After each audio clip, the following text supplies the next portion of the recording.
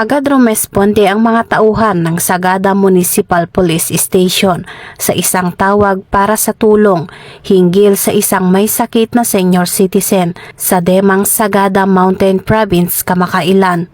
Matapos matanggap ang ulat, kaagad na nagtungo ang mga rumespondeng tauhan sa lugar upang masuri ang kalagayan ng pasyente.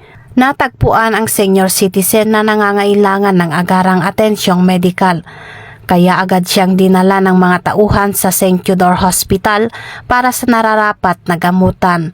Ipinapakita ng maagap na pagtugon na ito ang matibay na pangako ng Sagada MPS na maglingkod at magprotekta sa komunidad, lalo na sa mga senior citizen at iba pang vulnerableng sektor.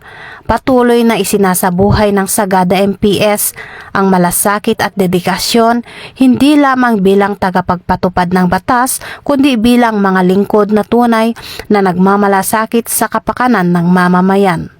Mula dito sa Baguio City, ako yung PNN correspondent, Patrolwoman Jessie Sabato, alagad ng batas, tagataguyod ng Balitang Pulis.